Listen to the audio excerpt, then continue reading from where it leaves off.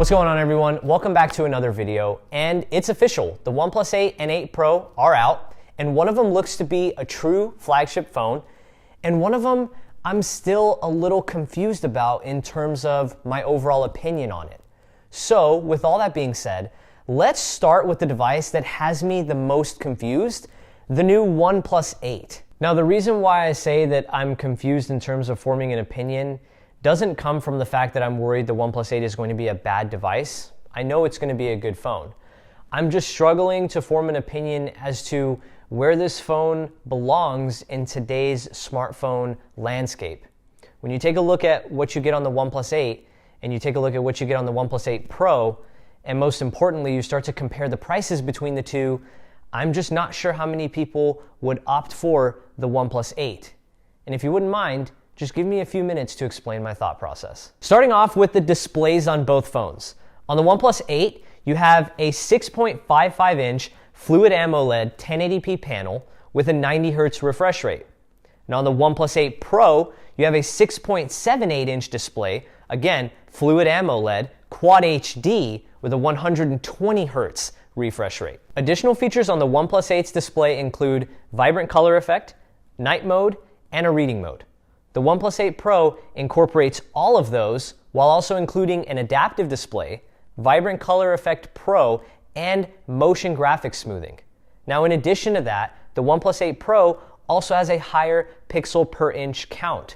So overall, you're getting quite a bit more display features on the OnePlus 8 Pro. Both phones also feature relatively large batteries. The OnePlus 8 comes with a 4,300 mAh battery, and the OnePlus 8 Pro comes with a 4,510 mAh battery. Not the biggest difference overall, just 210 mAh, but both phones also support 30-watt wired charging. Now, the OnePlus 8 Pro also supports 30-watt wireless charging using a custom $70 wireless charger from OnePlus, and it can also reverse wirelessly charge other Qi-enabled devices. So yeah, we finally have wireless charging on just one OnePlus phone. Now, historically speaking, if you go back and watch almost any review over any of OnePlus's devices, one of their biggest Achilles heels has been their camera systems. Well, this year, OnePlus focused on putting much more improved cameras in both the OnePlus 8 and the OnePlus 8 Pro, but there are some differences between the two, even down to just the primary sensor on the back. So let's start there. On the OnePlus 8, your primary sensor is a Sony IMX586, and it's at 48 megapixels. Now on the OnePlus 8 Pro, your primary sensor is a Sony IMX689, and it's also at 48 megapixels. But where they differ is, one, the type of lens, they're actually different lenses, and two, the IMX689 found on the 8 Pro actually features larger pixels, which should theoretically lead to more detailed photos. Both phones also come with an ultra-wide-angle lens. On the OnePlus 8, you have a 16 megapixel lens with a 116-degree field of view. On the OnePlus 8 Pro, you have a 48 megapixel lens with a 120-degree field of view. Now, the third lens in the OnePlus 8's camera system is a 2 megapixel dedicated macro lens. Now, this theoretically allows you to get super up close and personal to your subjects and take photos in detail that you otherwise wouldn't be able to capture on most smartphone camera systems. Now, the OnePlus 8 Pro doesn't have a dedicated macro lens, but it does have a dedicated macro mode built into its standard wide-angle sensor, which again is at 48 megapixels. So you'll get to take advantage of the higher megapixel count in that macro mode, which is nice. Now, while the OnePlus 8 Pro doesn't have a dedicated macro lens, they took that lens and swapped it with a 5 megapixel dedicated color filter lens. I'm not really sure who asked for OnePlus to put a color filter lens in their phone, but I guess we'll see whenever we get our units here in the studio. And the OnePlus 8 Pro also comes with a 8 megapixel telephoto sensor.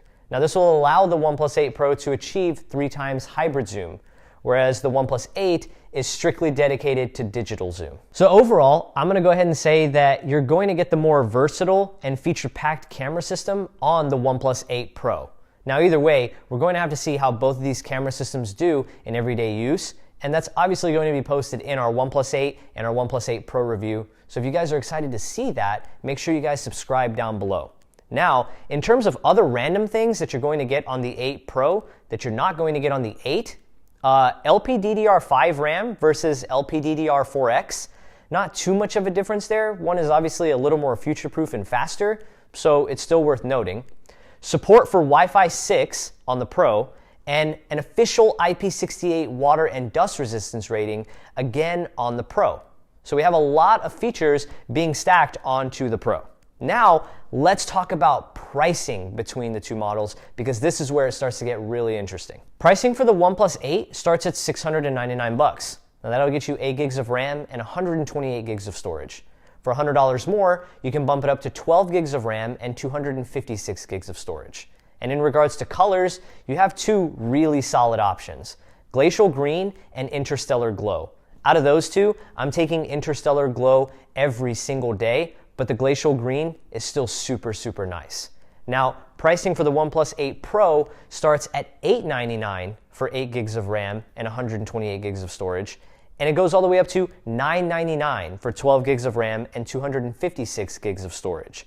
Now, colors for the OnePlus 8 Pro are Onyx Black and Ultramarine Blue for the 12 gigs and 256 gigabyte storage variant, and Glacial Green is the only color available in 8 gigs of RAM and 128 gigs of storage. Both phones come with the Snapdragon 865 processor and can support 5G connectivity. So with all that being said, we're now going to go back to my original point as to why I'm confused about the OnePlus 8. Now, I'm not confused when it comes to the Pro. I know exactly what that phone is. That phone is OnePlus's first flagship phone in terms of every single smartphone category. This is what happens when OnePlus just goes completely all out on one model at the cost of expense. You're essentially paying flagship price for a flagship phone. But when it comes to the OnePlus 8, I feel like the differences between the two, there's so many to point out that at that price point, I'm just confused as to what the OnePlus 8 is trying to achieve. In my opinion, I felt like the OnePlus 8 was going to be the phone for the most hardcore OnePlus fans, the ones who want the best possible value in a phone for the best possible price. And I don't know if starting that phone at $700 with that many differences between a phone that's just $200 more expensive makes much sense. So in my opinion, there were essentially two different ways OnePlus could have played this. They could have made the 8 Pro more expensive, which I don't think they wanted to do that because they wanted to keep both of these phones relatively well priced for the features they bring. Or they could have made the OnePlus 8 maybe $100 cheaper, and then we would be talking about a completely different phone because of that price. But there's so many different things that you get for just $200 extra.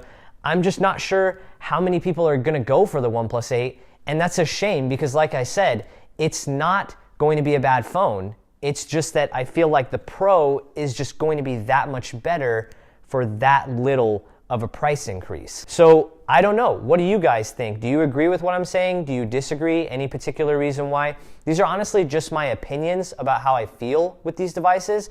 We're going to get them in studio real soon, and I'm really excited to try out both phones. But it's just kind of the initial impressions I gathered based on the features that were shown in the keynote today.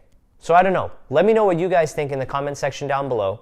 Please do your best to stay safe and stay healthy. And as always, I'll catch you guys in the next one.